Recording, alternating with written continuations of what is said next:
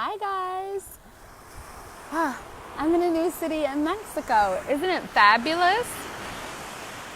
I love it here. It's such California vibes. And Merida was fantastic, but your girl needed the beach again. So I needed to make a change. Anyway, today is going to be a Sunday sermon from yours truly. So I feel like I took the month of April off without taking the month of April off. I feel like April was just a time for me to just sit in my room, contemplate the last 30 years of my life because I just turned 30, and really just think about everything that has happened in my life thus far, the choices that I have made, why I made those choices, the lessons I've made, the lessons I've learned from those choices, and the lessons I did not learn. So, the name of this video is oftentimes when you desperately need love, you'll accept it or take it wherever you can find it. And I say this to say, in my solitude, I realized that I was accepting love because I desperately wanted to feel loved. It's crazy because I had people in my life that loved me. Obviously I know that my mother loves me, I know that my sister loves me, and all these people, but I feel like they're supposed to love me to some degree, right? I feel like as a child I felt very flawed, I felt unworthy, I felt incapable of getting anything right. I felt like outside of schoolwork, I did everything wrong. I was terrible at cleaning my room. I was a terrible cook. I burn things, I break things. I was constantly getting things wrong all the time. And I felt very flawed. I felt very incapable growing up. And my mother would say, I love you. My sisters would say, I love you. All these people would say, I love you. And I felt like that was what they were supposed to say. So I feel like I went out on a quest to find love from people who necessarily weren't supposed to love me. Also, let's throw in the fact that my father wasn't in my life and was someone who also said, I love you. So in that, I felt like I was on this quest to just find someone who wasn't obligated to love me. I wanted to just feel like someone loved me for me, someone loved me in spite of my flaws, in spite of the fact that I got things wrong and that I was gonna fuck up and that I was gonna make mistakes. I wanted someone to just love me exactly who I was, because I didn't always feel like that growing up, because a mother's job is to help you become a woman and a better person and all those things. So I felt like I spent a lot of time just with things being pinpointed out for all of my flaws and things like that, and not enough time being praised. So I went out on a quest for love, and I realized that a lot of boys said, I love you. I got a lot of men, a lot of boys to say that I love you. A lot of guys said, I love you. They said, Lakeisha, I love you. You're so fabulous. You're so beautiful. I love your body. I love your optimism and all these things. And because I desperately wanted to feel love, I wanted to hear those words, I wanted someone to just praise my freaking graces, I didn't have discernment to decipher whether or not they were saying I love you because they wanted something from me, or whether they were saying it because they truly felt it. So just put a 1 in the comments if you can relate and if this is making sense to you. So when you need love and you want to feel loved, you want to feel praised, you want to feel, worthy, you want to feel good enough, we end up in situations, whether emotionally, physically, mentally abusive experiences and relationships, where we are just longing to feel loved, we're longing to feel heard, we're longing to feel seen, we're longing to feel like we belong, so much that we stay in toxic relationships, that someone who wasn't looking for those things, someone who wasn't looking for love so desperately, would have walked away from, would have never even allowed those situations to go on for as long as they did. And it's not to say that like, oh, we need to beat up on ourselves for the things that we did in search of love. In no way, shape, or form am I saying that, right? Literally, I have been affirming that I need to forgive myself for the mistakes that I've made in search of love. I choose to forgive myself for the mistakes and the choices that I have made in search of love. And I understand that those experiences that I had with those boys or whatever, right? Those man children that I had was in direct response to my need for love and my desire to get it from anywhere, and not having standards, not having boundaries, not having high expectations for myself and for the partner that I desired. So as I now maneuver in life as someone who isn't desperately seeking love, who is fine being alone, who is fine being single, who loves herself, who understands what love looks like, it's easier for me to spot and point out and acknowledge red flags and say, I no longer want to be a part of this. Right? Because I feel like a good portion of it too is feeling like I didn't see my parents together. I didn't really see my mom in like healthy relationships. So I didn't know what love looked like. So how can I have love? How can I receive romantic love if I don't have an example? And all I've ever seen is what I saw on TV. And like on TV, all I really had was like the Cosby Show and like the Brady Bunch, right? Of like what love was. And all these other representations were toxic family structures. So for me, I was just like blindly on like this path and this quest for love, to feel heard, to feel seen, to feel praised for me exactly as I was, when I didn't know what it was supposed to look like. I didn't know what to expect. I just wanted to hear those words. I just wanted someone to tell me that I was beautiful, even if my hair wasn't done. Because I feel like a large portion of my self-esteem issues came from the fact that specifically as women, we are told that we have to look a certain way in order for men to pay attention to us, in order for men to look at us, in order for people to take us seriously. Whereas men get to be like, have beer bellies and like guts and like they don't need abs, and they get to just wear like jeans and a t-shirt and somehow it's sexy and it like works for them or whatever.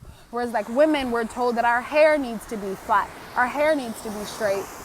We need to wear heels. We need to have nice bodies. We need to like have big breasts and like all these things. There are so many societal and patriarchal expectations placed on women, let alone black women. So for me growing up as someone who despised getting her hair done and feeling like I wasn't beautiful because my hair wasn't done, or because I didn't have the European standard of beauty of hair, that I wasn't beautiful. So I feel like I went out in the world in search of men who were going to find me beautiful exactly as I was. Whether my hair was done or not, I went out on a search for love from men because I wanted to feel worthy. I wanted to feel good. I wanted to feel good about myself, because despite the fact that I was skinny and I guess to some degree had traditional standards of beauty, I never wanted my hair done. I never wanted to sit through it. It was too painful for me. So I feel like I had a lot of self-esteem issues in regards to my hair. So in my search for love, in my search for validation, and my search for praise, I found myself the prey of men and boys who said that I love you because they knew that that was what I wanted to hear, who told me that I was beautiful because they knew that that was what I wanted to hear, and then proceeded to use and misuse me and discard me whenever they were ready, and then went off to be with women who were the exact thing that I didn't feel that I was. So they went off with women who like wore weaves and like their hair was like perfect, and they wore makeup and had like these really like voluptuous bodies, and here I am like this skinny girl, like a size 2, and it played into a lot of insecurities that I already had about myself. So because I was in search of love outside of myself, outside of my family structure, when it didn't work out with the first guy, I just said, okay, we're going to figure it out with the next one. So I constantly went out seeking different men and different experiences in hope that the next time would be different. And ultimately, I kept attracting the same person, the same wolf in sheep's clothing, because I was desperately searching for love, and because I didn't truly see myself as someone who was worthy of being loved exactly as she was. I saw myself as this flawed creature who wasn't always pretty, who just like had all these things that she could never get right. So it wasn't until I met a man that I felt like genuinely loved me, and we're going to call him Mike for the sake of conversation, right? It wasn't until I met a man who I felt like genuinely praised the things that I didn't like about myself that I actually started to be like, hey, Lakeisha, maybe you're going about this the wrong way, and truly just like loved me as I was. And although that relationship was extremely toxic in its own ways, I feel like I finally got the lesson that I had been in search of that entire time. So when he ultimately broke my heart and he ultimately left me, betrayed me, cheated on me, had a baby with someone else, all of those traumatic things that played out, and that experience, I was able to build myself back up and say, you know what, Lakeisha, you continuously attract these men, not because this is all that exists, but because of how you see yourself, but because of your own insecurity. Because I realized that although I was in a different place in my life, I had already started like my blog, I had already like decided that I was going to be a business owner. Although all the things that I should feel good about in my life, I still didn't feel good.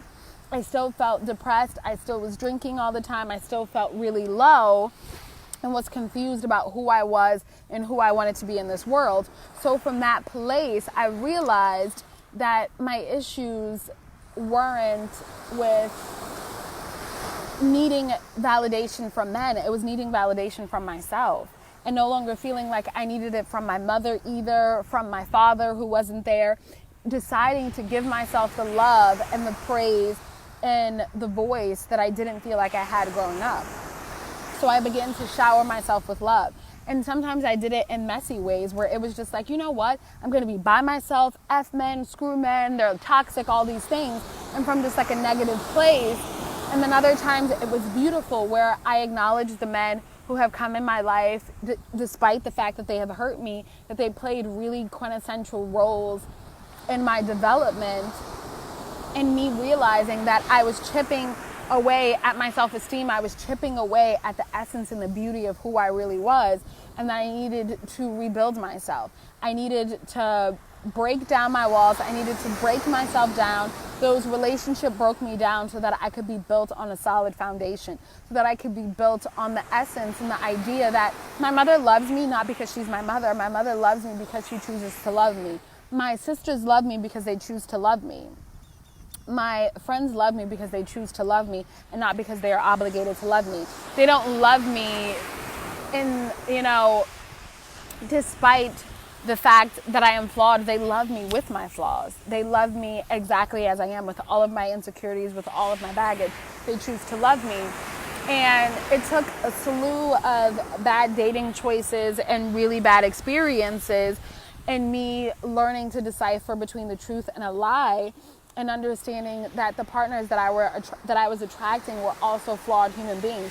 So here we are, hurt people coming together, trying to become a union, trying to figure it out, me wanting to be loved, them wanting to do everything but love someone because they've been hurt by the people in their life. So that's how they maneuver, that's how they show up in the world, until I found, someone who came along and really just like the way, I feel like the way that relationship broke me down, it put me in a place where I could no longer maneuver and continue in the manner that I was going. So I was no longer taking every opportunity to just accept love from anyone because I had raised the bar. Because despite that all those other men had said, I love you, this particular man showed it in certain attributes. Even though he cheated on me, towards the end and like had a baby and all those things, those first like 6 months after we had sex and all those things, because I feel like in a lot of my earlier relationships, things changed after, you know, we were in a sexual nature. But in this particular one, he fed into me. He really showered me with love. He bought me things. He helped me out financially, and I had never had that experience with any of my partners before. So I felt like that relationship, despite the toxicity and all the things that went wrong in the end, it gave me a better foundation. It gave me a bar. It gave me a standard of what I wanted in a partner. So I was able to move differently. I was able to raise the stakes so that the next guy that I dated after that, he was better than Mike. And the guy I dated after that was like 10 steps better than all those other people. So I continued to grow and evolve versus where I was before, where I was just hurt. And I just continued to look for love so much that I didn't care who it came from. Because at the time I didn't love myself. I didn't see myself as lovable. And I just wanted to feel seen. I just wanted praise. I just wanted validation. And now I praise myself. I love myself. I validate my fucking self. So I show up in the world differently. And the men that I attract now are different. The quality of man that I attract, the quality of friends that I attract, the quality of experiences that I attract are completely different. And the same rules apply in all retrospects in my life. Because I am different, I have a different relationship now with my mother, with my family, with my friends. Despite the fact that I've had the same friends for 15 years now, I have a different relationship with them because I am now different. Because I'm no longer tiptoeing around and people pleasing and just like looking for love because I love my damn self. I no longer have the same fears of abandonment. So I maneuver in the world differently now. So I just want to give you this Sunday sermon because I want to remind you that, number one, I am still a flawed human being and I still have triggers. I still have, things that I need to work through, things that I need to uncover about myself and just heal and feel. But I also want you to understand that you aren't who you were 6 months ago. You aren't who you were 6 years ago. You aren't who you were 6 weeks ago, right? And we are constantly growing. We can't continue to blame ourselves and beat up on ourselves for the mistakes that we made in the past when we were looking for love, when we were looking for acceptance, when we were looking to feel seen, when we were looking to feel heard. We aren't those people anymore. We have a different skill set. We have a different understanding. We have a different know-how of how to move forward in a different manner. And that's what I'm doing. So sometimes I look back at my past and I'm like, girl, what the hell were you thinking? Like, what's wrong with you? And then I'm like, Lakeisha, you wanted to feel loved. And he said, I love you. So you went along with it. You closed your eyes tight enough and pretended that it was real. But now I know it's real. Now I know what real love feels like because I give it to myself daily. And I want you to do the same. So whether it's you in relationships, whether it's you with your finances, with your friendship, with your family, understand that you are the blueprint, that you now get to show other people how to treat you. And when you start showing up and you start validating, praising, loving, and accepting yourself, other people will too, or you cut them off. Simple as day. So I'm in the process of doing my breathwork facilitator training. So I'm going to be opening the door for some private breathwork sessions. So if you're interested in that, shoot me a message and we'll make it happen. I love you guys so, so much, and I will talk to you soon. Mwah.